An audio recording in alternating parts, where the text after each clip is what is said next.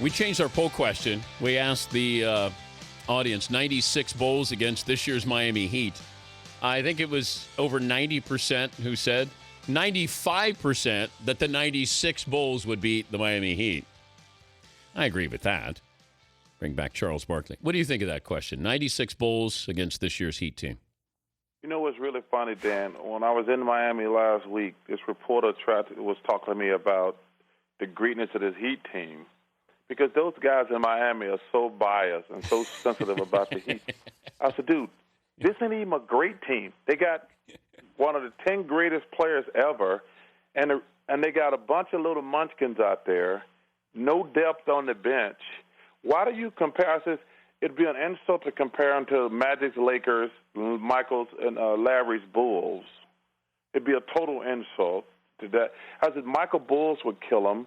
I said, can you imagine? They made Roy Hibbert, who's a very good player, I might add. They made him look like Wilt Chamberlain. What's your 93 Suns team?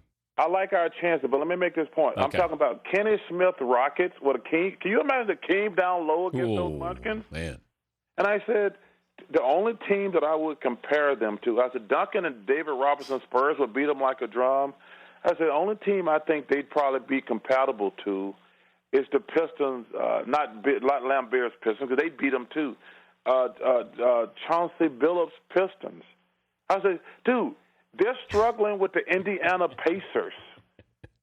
And I said, so don't sit there and tell, but, you know, those guys in Miami are so biased over the Heat, because if you say anything bad about the Heat, they're like, oh, you're a Heat hater. I said, dude, I told you, LeBron James, one of the 10 greatest players I've ever seen in my life, but they got no big guys, and they don't have a lot of depth. And I said, that's why the Spurs are going to beat them. So, no, that's an insult to the Michael's Bulls. If you're Kobe, and Kobe says that he will reach out to Dwight Howard, that he'll have that final call to him, what can Kobe say that would keep Dwight in L.A. as opposed to going to Houston? Well, you know, Dan, me and Shaq been arguing on the show the last couple of years about Dwight Howard.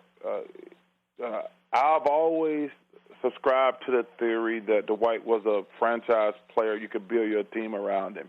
And Shaq does not think so.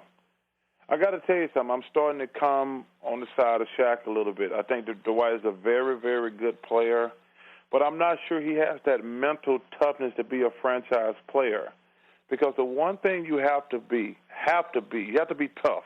I don't mean fighting tough, but just watching him crumble under criticism from Kobe, criticism from fans, criticism from the media this year. I'm not sure he can stay in L.A., because Kobe only going to play another year or two anyway. And then it'll be Dwight's team. Then all that pressure would be on his back. So I think that's a very tricky situation for Dwight Howard, to be honest with you. If it's so obvious to stay in L.A., then he would already made his decision. And that's why I think Houston. Well, but the problem is, if he stays in L.A., like I say, first of all, we don't know what Kobe. Listen, I love Kobe, but he's done. You don't come back at his age from that injury and be like the man. So Dwight knows if I stay in L.A., it's going to be my team, and I'm going to get the criticism. And that's what I mean by that mental touch. I'm not sure he can handle going forward, because he's going to be like all great players. At some point, they love you. Like Kevin Durant's going through it now. We love you, but you ain't won nothing. Same thing happened to LeBron in Cleveland. It happens to everybody.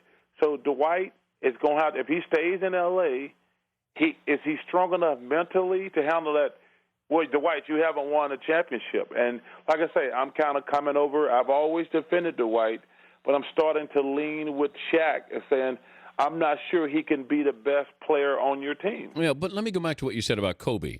He'll be back. How good can he be coming off that kind of surgery? I don't think he can be. I think he can be a good player. That's it. Well, what does that mean? That don't mean anything. He's just one of a bunch of good players. I mean, is he going to be an all-star? He'll probably be an all-star because the fans going to vote him in. But as far as being a dominant player, that's not going to happen. Dude, the Lakers were the number 8 seed this year. I know. But see, I think the smart business move for Dwight Howard is to go to Houston. That it's 4 years.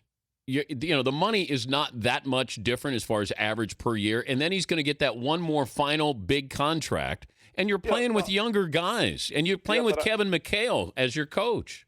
Well, it's from a basketball standpoint, Houston probably his best move, to be honest with you. Houston, because James Harden's there, Osik's there. They need some guards. Chandler Parsons there. Jeremy Lin? I didn't say him. You're not big on Jeremy Lin? I'm not. So you see that I'm not. So well, I said we'd forget about him once he went to Houston. When he was in New York, he was.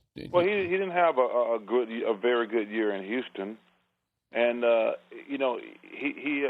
like him a lot as a person, but I think it's going to be different for him as a starter, and everybody knows he is, and playing point guard in the Western Conference.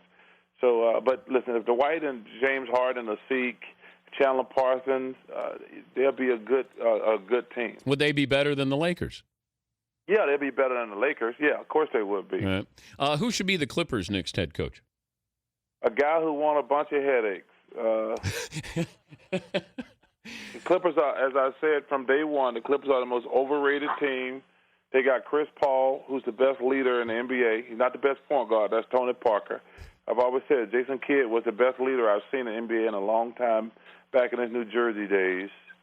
And Chris Paul's the best leader. But the guy who takes that job, it's a headache job, and he's going to get fired at some point because Vinny shouldn't have got fired. The one thing I hate about the Clippers, when they play well, they pop their chest. And every time they play bad, they blame everything on Vinny. That's why I don't like them. Is Blake Griffin a great player, Charles? Not even close. He's not even close, Dan. What does he do well aside from dunk? Nothing. Oh, he make good commercials. Well, that's reason enough to make him a star, right? Well, no, that's ESPN's job. If you dunk a couple times, ESPN gonna make you a star. As you call them, the Mother Network. Mothership, yeah. Yeah, we call them another name sometimes. It begins with mother, though. No, dude, they make everybody a star. Hey, listen, Blake Griffin seems like a nice kid, but he's not a great player. He's not even close to being a great player. All right, I got to go. All right, boy. Hey, thanks for joining us always. All right, man. All right, brother. I'm sorry, Dan. I just hit my tee shot. No, everybody else says that when you hit, not you. Yeah, I know. Thank you, Charles. All right.